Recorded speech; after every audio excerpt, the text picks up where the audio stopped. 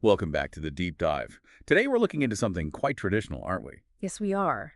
It's a preparation method for Ambali, a fermented millet gruel, based on a demonstration by Dr. Khadar Vali from a YouTube video. Right, Ambali.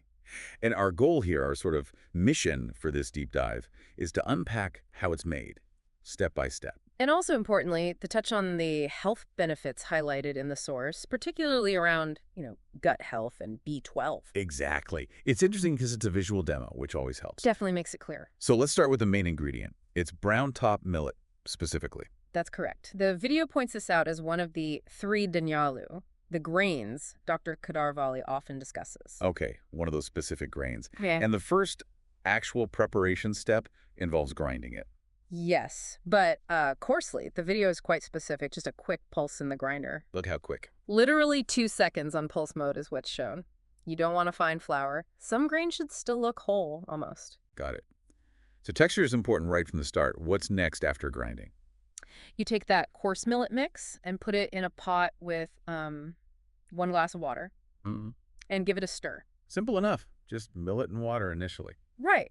But then comes the really interesting part for the fermentation. Ah, yes, the fermentation. This is where the leftover cooked rice comes in. Curd rice, specifically. Exactly. That leftover curd rice acts as a starter culture, essentially. It introduces the beneficial bacteria needed for fermentation. Okay, so it kicks off the process. Precisely. Mm. After adding the curd rice, you add more water, about 1.5 glasses this time. And then you just leave it. You leave it. Let it sit and soak overnight. The recommendation is for 8 to 10 hours. And that's the crucial window for, well, for the good stuff to happen. Uh-huh. For those probiotic bacteria to multiply. This fermentation is what's often linked to potential health benefits, including, as mentioned in the source, B12. That B12 point is a big draw for many people looking into traditional foods, isn't it? It certainly is. Fermentation can transform foods, potentially unlocking or even synthesizing certain nutrients. B12 synthesis by bacteria is a known phenomenon in some fermentations.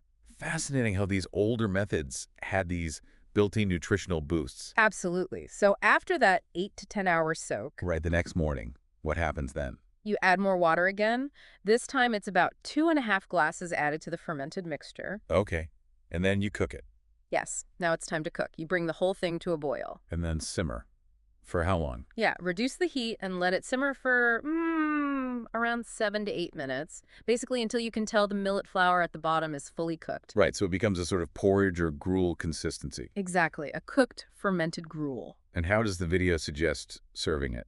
The suggestion is pretty flexible. Serve it with curd or maybe some pickles or whatever side dish you prefer, really, just to add some flavor. Makes sense. So beyond the B12 and gut health potential, the source also mentions sort of general well-being. Yes, it touches upon overall health benefits, framing it almost as an answer to some issues arising from, well, modern ways of eating influenced by economic policies, and reiterates the B12 aspect. Interesting perspective there. What's the main takeaway for you from watching this process?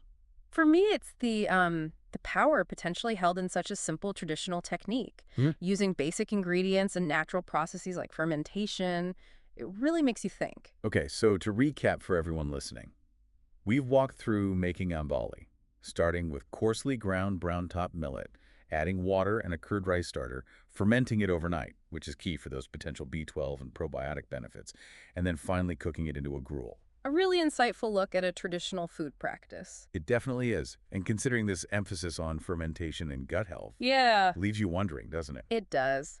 What other traditional foodways, maybe ones we've forgotten or overlook, might hold surprising nutritional keys for us today? That's a great question for our listeners to ponder. Perhaps explore some other fermented foods or look deeper into the benefits of different millets. Thanks for joining us on this deep dive.